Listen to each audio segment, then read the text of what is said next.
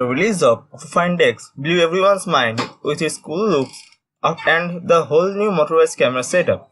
Well, you know what I got excited about the most? It is the supervooc, the charging tech that Oppo claims to be 2.5 times faster than any charging tech available in the market right then. In this video, let's talk about the charging tech of supervooc and compare this to other charging techs available in the market. So, that being said, let's start this video.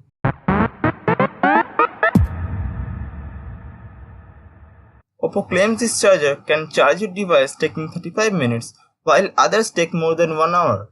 Well, that raises the three questions. Number 1. Does it work all the time properly as told in advertisements without any heating issues? Number 2. What is the tech behind this charger? And finally, if this has any downgrades or not. So let's come to the first point.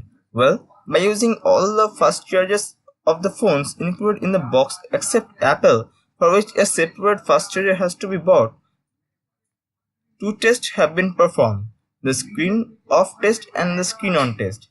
In the screen off test, Oppo reaches from 0 to 100% in just 31 minutes, which is indeed incredible. The closest competitor it has is the Huawei Mate 20 Pro, which took 1 hour and 15 minutes, and then comes Samsung, LG and at last Apple respectively. Well, this test might be unfair because each of them has separate battery sizes, and hence we measured how much power is consumed by each of them and the milliampere rating. Here also the winner is pretty clear, Oppo Find X. Well, in the second test, we have set the screen brightness to 50% so that some extra heat can be generated, and in this scenario, some phones had to completely disable their fast charging tech.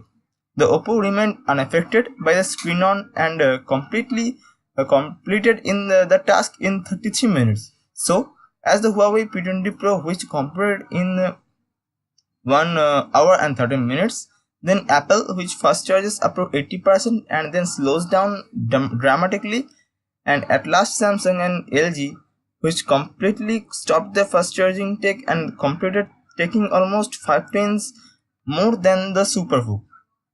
Next, let's take a look at the screen on temperature rise during charging. Supervooc got almost 38 degrees Celsius, though didn't stay there for long. Huawei gets a little bit higher than 30 degrees, though stays there for longer. Then Apple, which reaches the temperature of 39 degrees and stays there for even longer. This might be the reason why Apple doesn't include fast chargers inside their box. The other two are pretty cool because they weren't fast charging at all. Now let's come to the second point. What is the engineering behind this tech? Well, charging speed depends upon two parts, the voltage and the current. Either one's increase results in the increase of the speed. Say if we consider 10 watt to be regular charging speed, then it includes 5 volts and 2 amperes. That is a regular spec considering all of our mobile batteries consist of a 5 volts battery. If we talk about Qualcomm's 18 watt fast charging, then it increases the voltage to 9 volts and brings that down to 5 volts because your battery is a 5 volt battery. Also, Samsung RFT fast charger follows the same method of increasing the voltage to 9 volts and the current to 1.5 ampere.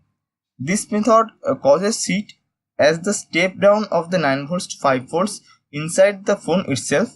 Other fast charging methods like Oppo's VOOC and OnePlus's Dash, which are the same technology under different brandings, increases the current in place of voltage so that the extra amount of heat is not produced because of stepping down of the source voltage.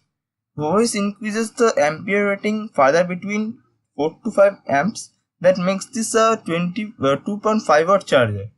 This has an advantage because not only they can charge their phone faster, also they don't have to step down the voltage within the phone, which eliminates the extra source of heat. Then comes the supervooc, which drags this thing further. It has a 10 volts of input voltage with 5 amperes of current, that makes it a charger of 50 watt. That is almost as big as some laptop chargers. Some of you might ask, if this is a 10-volt charger, then why not it generates heat like Qualcomm's fast charger? Well, Oppo has a special battery of 10 volts. Inside that there are 2 cells of 5 volts. Hence, there is no stepping down of the input voltage. Rather than when the output from the battery is sucked, it provides only 5 volts in spite of 10 volts. Now, I hope you get the points of supervooc. Now, the third point, the downsides. And one thing guys, I am running a very small YouTube channel which we just opened the last month. So your one subscription will mean a lot to me. Thank you. Well, this tech took millions to get developed, which will increase the cost of the phone. Additionally, there are 5 protective layers which are extra, and there are many extra components inside the charger, and it becomes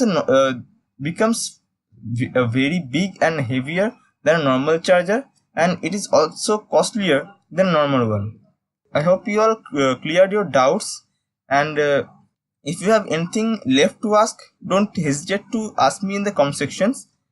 And I hope you enjoyed today's video and found it helpful. And if you did, hit that like button and consider subscribing for related contents like this. And I will see you guys in the next one. Until then, be sound.